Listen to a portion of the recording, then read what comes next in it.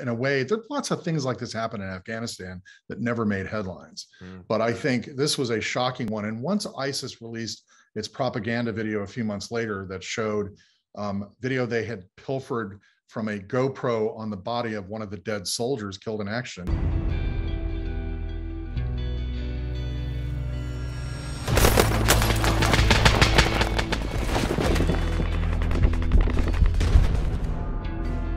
At that point, it's shock. I don't really even remember reaction. All I can say is no. No. October 6, 2017 was the day I think I went insane. Hey, James, how's it going? How are you doing, sir? I'm doing well. Like, you look familiar. I think I've seen you somewhere recently. On the doc. Yes. You watched it. Okay, great. I did. Thank you for taking the time to watch it, man. That's fantastic. You know, really cool. Hey, you've done some interesting investigative work, that's for sure. You know, I'm curious to the general audiences, why should they care and why does this story matter? You know, obviously for the families and military community, this is, but like for, let's say someone's just browsing through Hulu and this documentary comes up, why should they check it out? It's a really great question. I think it's not just a really like kind of mind-blowing story. I think, you know, these family members of the 4 soldiers from Operational Attachment Alpha 3212 who were killed in action 4 years ago in Tongo, Niger, in a 4-hour gunfight with ISIS in which they were outnumbered 10-1. Jeremiah Johnson, Brian Black, Dustin Wright, and LaDavid Johnson. But, you know, as the mother of Dustin Wright said in the film, Terry Crischio, you know, if we're going to have a strong military in this country to protect all of us, then we need to have accountability. We need to have accountability among the leadership. Leaders must hold themselves accountable. And that did not happen here. The leaders, the men who sent these young guys into battle on a patrol that resulted in one of the most fearsome battles in memory in a country where most Americans had no idea we had combat troops. They basically disappeared. They not only didn't stand by their men, they did not hold themselves accountable, and somehow they were not punished. And I'm talking about 2 officers, the battalion commander, Lieutenant Colonel Dave Painter, and the 3rd Special Forces Group Commander, Brad Moses. You know, they had very little contact with the families. They escaped any punishment, whereas all the low-level guys from the company commander, Major Alan Van Son, to the ground commander who got ambushed, Captain Mike Perezzini, and his NCOs and another intelligence warrant officer, all got reprimanded. They all got drummed out of the Army. And Alan was not retirement age, so he essentially, you know, lost his career. And he was, by all accounts, a remarkable officer. But the truth matters, doesn't it? I mean, that's the bottom line. You know, we're sort of accustomed to the government lying, but this was extraordinary. They lied to families whose loved ones made the ultimate sacrifice for you and me. Mm-hmm. And that is just, I think most people would agree, a disgrace. It shouldn't have happened. It certainly points to that, you know, from what's narrated here. And how did it happen, though? How was this a major blunder by them? Not by obviously the officer, but by officers, not by the soldiers. What went wrong here? How did they screw up to then have to, in a sense, cover it up? Like, what was the major mistake that they made here that these soldiers, these like handful of soldiers, had to go into battle versus ISIS on their own and basically left stranded, you know, in that essence? How did it lead to that in that way? What's the genesis of this major blunder? I think it kind of blew up as like wait, what, why do we have people in Africa fighting, you know? So I think that was sort of a shock factor. The President Trump at the time seemed very kind of caught off guard by this whole thing. It just sort of really blew up as a, like, you know, in a way, there's lots of things like this happen in Afghanistan that never made headlines. But I think this was a shocking one. And once ISIS released its propaganda video a few months later that showed video they had pilfered from a GoPro on the body of one of the dead soldiers killed in action, Jeremiah Johnson, and selectively used clips from it in their propaganda. I think it just really, I think it captured just sort of shocked people, those who were paying attention. But, I think the command, the high command, Africa Command, which is actually headquartered in Germany, I think they saw this as a really embarrassing loss, and they wanted to insulate themselves from the fallout, from the blowback, politically and otherwise. So the easiest thing to do was to slam the low-level guys, reprimand them, drum them out of the army, and put all the blame on them, as if somehow they had gone on this rogue mission to capture or kill an ISIS commander without telling their senior commanders or getting their approval. And, they walked into the buzzsaw and it was all their fault. And the most kind of crazy twist of all, the commanding general, Thomas Waldhauser, at a press conference at the Pentagon, said these guys were searching the campsite of the man they were supposedly trying to kill, looking for intelligence on an American held hostage by that same terrorist. And just think about it. Why would they be trying to kill a guy if they thought he was holding an American hostage whose whereabouts were unknown? It made no sense. And it wasn't true. That's not what they were doing. They were not looking for intel on Jeffrey Woodkey, the humanitarian aid worker who is still held hostage.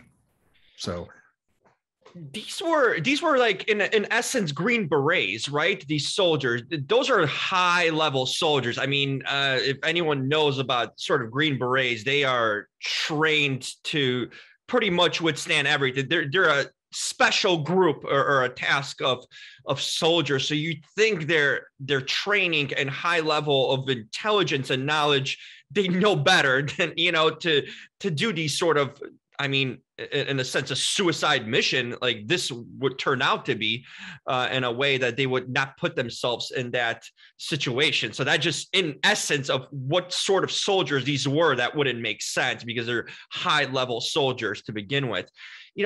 Here's the thing. Are these generals, in a sense, who were part of this still in power? Or like, what's the for someone like me that doesn't know, how do you remove someone like that after? Do they get voted out, or what's their thing? Because if things like these happen and they're not held accountable and they can just blame someone that's on a lower level or just the soldiers in itself and brush it away, where's their checks and balances order to keep them in track for these things not to happen like this, especially repeatedly? Well, there is a process. I mean, generals have been investigated, but that is a rare thing. I think we had the two senior commanders, Lieutenant Colonel David Painter and Colonel Brad Moses, and Painter actually overruled the ground commander, Captain Mike Perezzini, when he was pushing back and objecting to carrying out not the first mission as well as the third mission to clear the campsite, to search it, because he felt his men were not, they were not armed heavily. They had no medevac capability. If they got into the gunfight they got into, they had no backup. When they called for help never came. The team was actually extracted from the village after 4 hours by French military forces, not by Americans. It wasn't until 3 hours after they left the village before American boots, were on the ground, who recovered the bodies of three of the four guys immediately.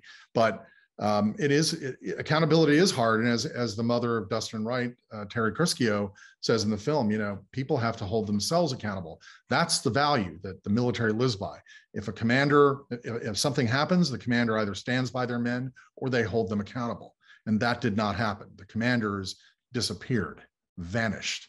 They were told not to talk to they were advised not to talk to the families and not to talk to the media. So I attempted for years to get a hold of these guys, and I finally reached Colonel Brad Moses only last year after 2 years of trying. So, this was, and the families really had no contact with most of the senior commanders. So this was, you pose a really good question. Accountability is tough in the higher ranks, but the Senate blocked the promotions of two of the senior officers to higher rank. So that's not real accountability, but it is a form of accountability. Yeah, there should be more to it. I mean, this sort of situation is really a highlight to, to something like that, something to be instituted that, when things like this go off off kilter, and there's, lives are lost in a sense where they shouldn't have been, there's got to be some sort of reprimanding that goes beyond just, a slap on a wrist sort of thing. It's just sort of ridiculous in that way, that lives of these people are just kind of disposable to them, in that way, only to, in a sense, continue or save your job, which is, I think that's one value of the film, certainly, is to highlight exactly what you're talking about, that accountability matters, that truth actually does matter, that if our military doesn't stand on a pillar of truth, then their credibility and their effectiveness is greatly diminished. And, there were promises made by the chairman of the Joint Chiefs of Staff at the time and by other senior officials that the families would get the full truth. They would take their time. Instead, they peddled a completely false narrative that this team had gone rogue, hunting down an ISIS commander, that they were incompetent and untrained, and that they were which a Green Beret by nature is impossible to even have. They're the most, probably one of the highly trained soldiers that are out there, so just the definition to anyone who knows anything about this wouldn't make sense. But beyond that, I think it's so important that the investigators at Africa Command, which controls all operations on the continent, first of all, they appointed AFRICOM's own chief of staff, investigated the incident, which was a clear conflict of interest. And they did not tell the families in private briefings that there was CIA involvement in the mission, that there was actually a CIA vehicle that was part of the convoy. It didn't drive the mission, but it was present. And they didn't tell them anything about the hostage, Jeffrey Woodkey. They didn't say a word about that. In fact, it's nowhere in the report, 268 pages full of redactions, blotted out sections of text. And even in the classified portion, I'm told, no mention of Jeffrey Woodkey, because searching for intelligence on him was not part of the mission. And yet that got stuck on this as if there was some noble, reason for why they got clobbered in the village by ISIS. So, it just wasn't true. And they told those lies to the public as well. And it's really, I think people find that to be, as Colonel Mark Mitchell, one of the most decorated Green Berets of the last 20 years, who happened to be at that time retired and the senior most civilian at the Pentagon overseeing special operations, said it was egregious. It was unconscionable the way these families were treated, and the information that was given to them was so contradictory and so false. And I think most people will watch the film and come to the conclusion that Mark Mitchell is absolutely right. He did not participate in the cover-up. What you covered a ton of stories. I mean, some big time stuff. Where does this sort of fit into you in terms of, like, I can imagine it's hard to pick, individual story, but what about this story in your career that stands out to you and that meant something to you about it? Obviously, we're getting to see, a film version of this, a documentary on this, but personally, as a journalist, how in a sense, difficult was this story to tell? And like you mentioned, catching down just a general to speak a couple of years, which sounds ridiculous in itself. They should be far more accessible than that. But where do you put this story in terms of your kind of career, in terms of just difficulty and and the importance of it to you? Well, brother, I'll tell you what, that's a great question. Really good question. I tend to gravitate towards stories where you have people who have suffered great loss because of war, whether it's a soldier or a hostage or others. And there is some additional layer of injustice, like doubt, cast upon their lives that prolongs their grief, I think, unfairly. And for example, in this instance, we share the revelation that the wife of Sergeant Lee David Johnson, Maisha Johnson, a 25-year-old mother of three, actually she was pregnant at the time, now in Miami, she gets a phone call 24 hours after being informed that there was a gunfight and her husband Lee David, was listed missing in action. And the Army tells her that he's been captured by the enemy and that ISIS wants to trade him for one of their guys in a Nigerian prison. And I spent an enormous amount of time. This was not an easy thing to track down. And it turned out it was all based on a false intelligence report that was very quickly knocked down by Army Special Operations in Niger. right as a special mission unit was about to mount a big operation to rescue LaDavid in a village. It wasn't true. And it never should have been shared with his widow without being corroborated. And it has left that family, the LaDavid Johnson's family, with years of doubt about, because his body was found 48 hours after the gunfight by village children, not even American troops, because there were none on the ground. And, it's left them with years of doubt about what happened to him in those 48 hours.